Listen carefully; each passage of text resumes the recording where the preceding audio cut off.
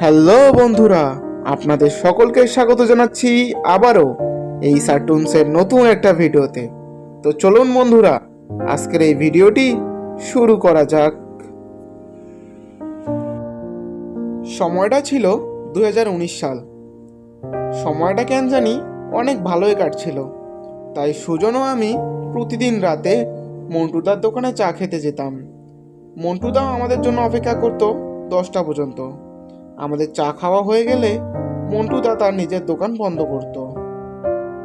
প্রতিদিনের মতো আজকেও মন্টুদার দোকানে চা খাওয়ার উদ্দেশ্যে রওনা দিলাম। তবে আমার সাথে আজকে সুজন ছিল না, তাই একাই চলে গেলাম মন্টুদার দোকানে চা খেতে। তবে আজকে চা খেতে খেতে রাত 11টা বেজে যায়। কি গো মন্টুদা, আজকে রাত অনেক বেশি হয়ে গেল না? এইটা কোনো ব্যাপার হইলেও তুমি যদি মোরে রাত 2টা পর্যন্ত থাকতে কও, মুই রাত 2টা পর্যন্ত থাকতে পারবো। এইটা মোর জন্য কোনো ব্যাপারও না। সামান্য কেবল 11টা বাজে না, এইটা মোর জন্য কোনো ব্যাপারই নয়। আরে তুমি যাই বলো, রাতে বাড়ি যেতে পারবে তো? দেখো আবার ভূতের তুতের কবলে পড়ো না যেন। তুমি কারে ভূতের ভয় দেখাও? এই মন্টুরে? এই মন্টু কখনো ভূতের ভয় পায় না। ভূত মন্টুরে দেখে ভয় পায়। বুঝতে পেরেছো? ভূত যদি আসে, ভূত বলে, এই যে মন্টু ভাই আসতিছে, এখানে থাকা যাইব না। বুঝতে পারছো? তুমি আমারে ভূতের ভয় দেখাও। আরে হইছে, বহুত চাপা ছাড়ছো। চলো এখন বাড়ি যাই। রাত তো 11টা বাজলো না, আর কত রাত পর্যন্ত এখানে থাকবো? চলো। আরে তুমি বুঝতেছো না কে রে ভাই? বহুত মন্টুরে দেখে ভয় পায়। মন্টু কখনো চাপা মারে না, তুমি বুঝছো? মন্টু কখনো চাপা মারে না। ওইসে রে মন্টুদা, এখন চলো তো, বাসা যাই। বহুত রাত হইছে, তুমি বুঝতেছো না কে? চলো। এত রাতে এখানে কি করব? আমার তো চা খাওয়াও হয়ে গেল, চলো। চলো তবে, কিন্তু তুমি মোরে চাপাবাজ বইলো না, এতে মোর গায়ে লাগে। তুমি বুঝতে পাইছো? আচ্ছা, বলবো না।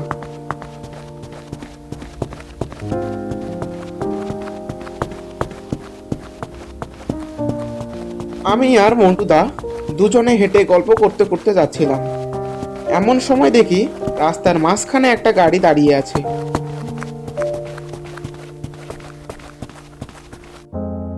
কিরে মন্টুদা, কি এটা?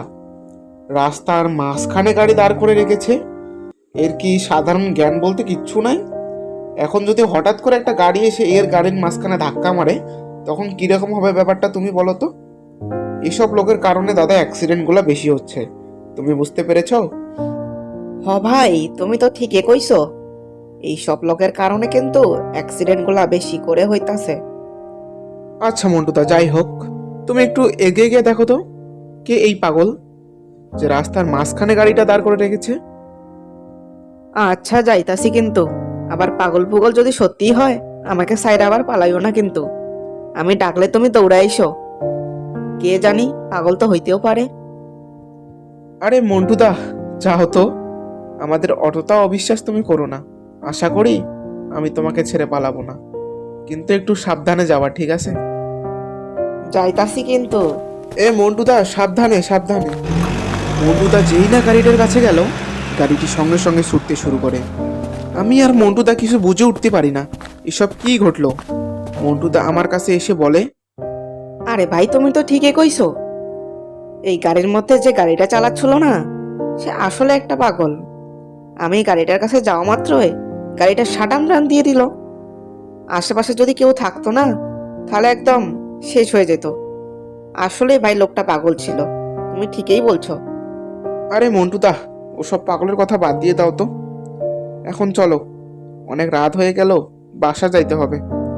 আমরা যদি এখানে কথা বলতে থাকি না, তাহলে তো আরো রাত হয়ে যাবে রে ভাই। চলো, বাড়ির উদ্দেশ্যে রওনা দিয়ে দেই। আচ্ছা, কিন্তু আমি কইতাছি কি জানো, লোকটা আসলে একটা পাগল ছিল। এই লোকটার বিষয়ে গল্প করতে করতে আমি আর মন্টুদা বাড়ির উদ্দেশ্যে রওনা দেই। আরে মন্টুদা, তুমি ওই লোকটার কথা বাদ দিয়ে দিবা কি? এখন চলো তো, বাড়ি চলো। মন্টুদাকে যখন মন্টুদার বাড়িতে নামিয়ে দিয়ে আমি বাড়ি আসছিলাম, তখন দেখি আমার বাড়ি যাওয়ার রাস্তায় সেই গাড়িটি দাঁড়িয়ে আছে। আমি বুঝতে পারি গাড়িটির কোনো সমস্যা আছে, তাই আমি গাড়িটি থেকে যতদূর সম্ভব দূরে যাওয়া শুরু করি। কিন্তু আমি হঠাৎ করে গাড়িটি থেকে শুনতে পাই যে একটি মেয়ে তার নিজের সাহায্যের জন্য চিৎকার করে ডাকছে, আর এই শব্দটা সেই গাড়ি থেকেই আসছিল।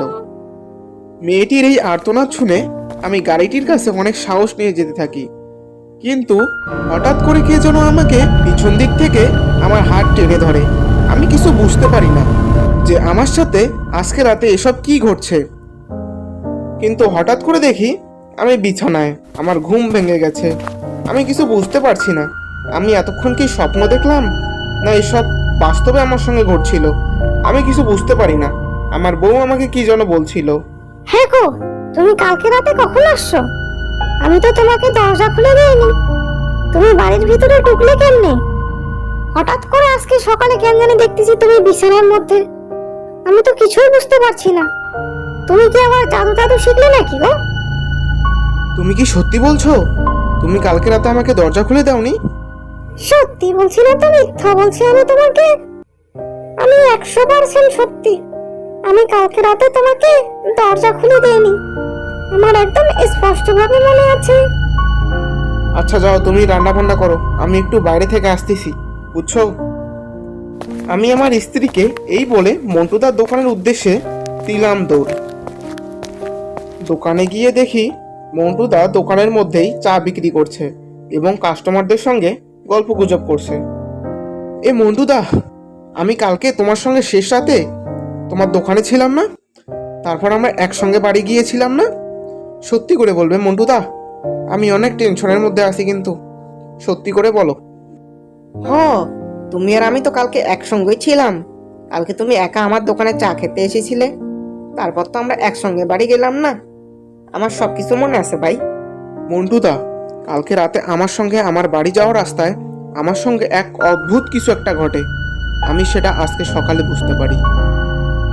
ভাই, তুমি যেটার কথা কইতেছো ওটা কালকে রাতে আমার সঙ্গেও ঘটেছে।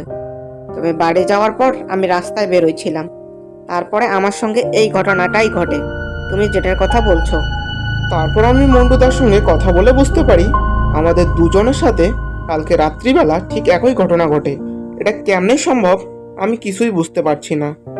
আজও আমাদের সেই ঐতিহাসিক সেই রহস্য এখনোই অজানা থেকে গেল।